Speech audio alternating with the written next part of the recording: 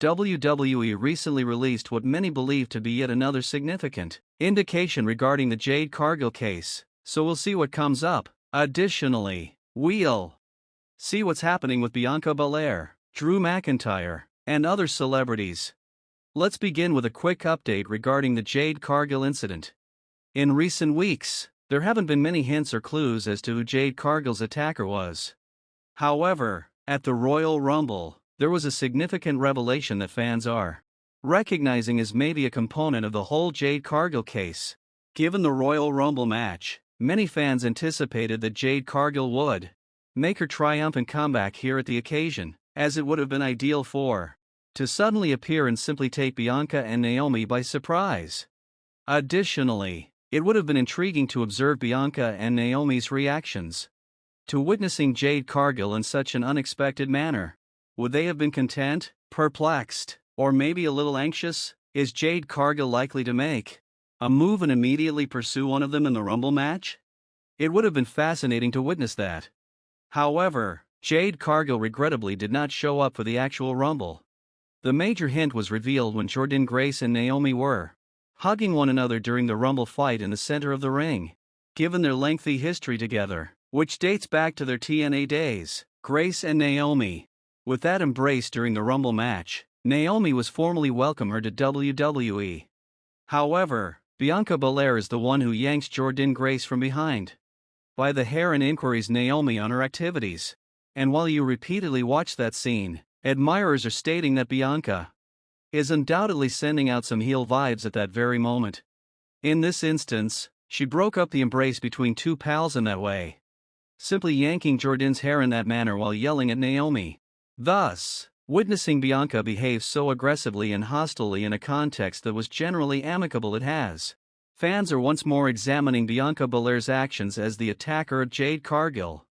Additionally, annoying is not the appropriate word to use, rather it's just astounding and a little annoying, since in this case of the Jade Cargill attacker, it seems like WWE doesn't even recognize reality anymore.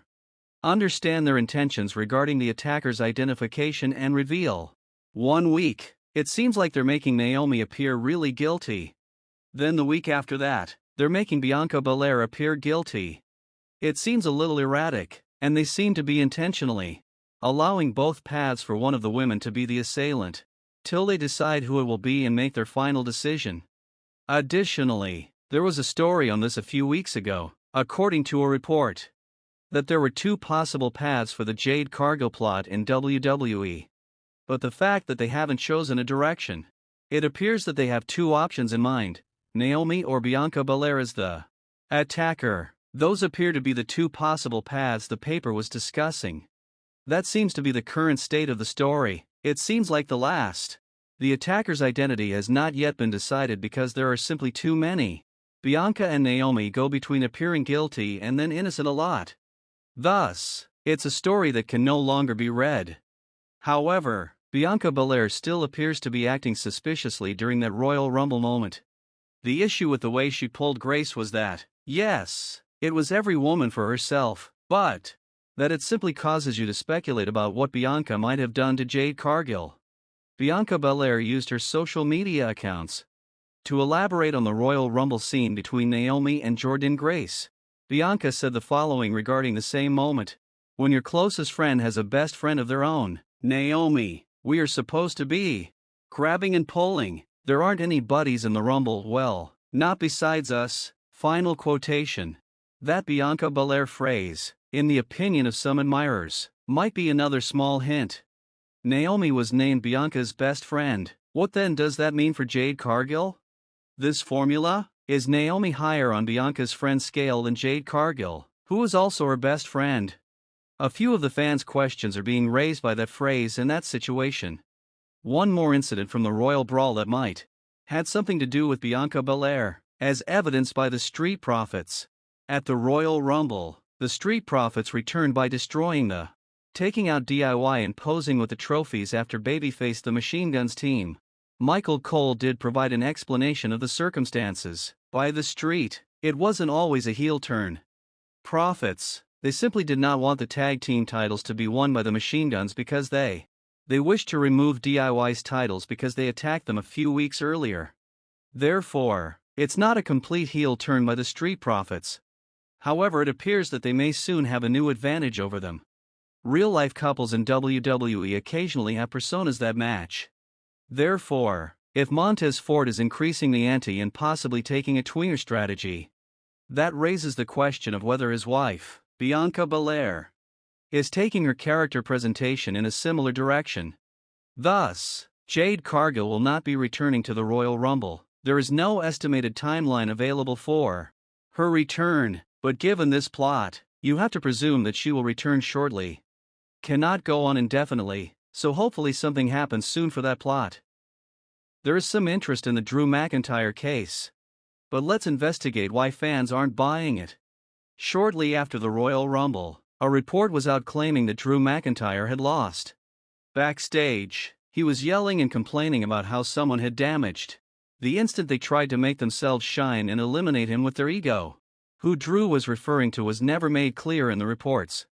However, if you go back in time, LA Knight seems to be the answer. LA Knight was approaching Logan Paul for a stare down from behind, but Drew McIntyre was eliminated by Damian Priest while the camera followed LA Knight. And those two instances simply ran into each other in the center of the ring. There was a slight lag there as the camera struggled to decide what to focus on. Fans therefore assumed that LA Knight was the one who enraged Drew McIntyre. Additionally, it was stated that Drew bounded from the arena and skipped the Royal Rumble afterparty, which was attended by all the celebrities. Additionally, it was stated that Drew McIntyre and Damian Drew is also unhappy with Priest's scheduled WrestleMania 41 program and match. But it's crucial to remember that this could all be a lie and just part of the plot. All of the things the report says Drew did. Everything seems to be traits of his on-screen persona. Drew's character is quite talkative, even while they are on screen, regarding his dissatisfaction with his role inside the organization. Thus, what transpired backstage isn't all that dissimilar from what Drew says every week. Based on television. Not to mention that WWE has previously deceived everyone with almost the same thing during the 2023 Survivor Series.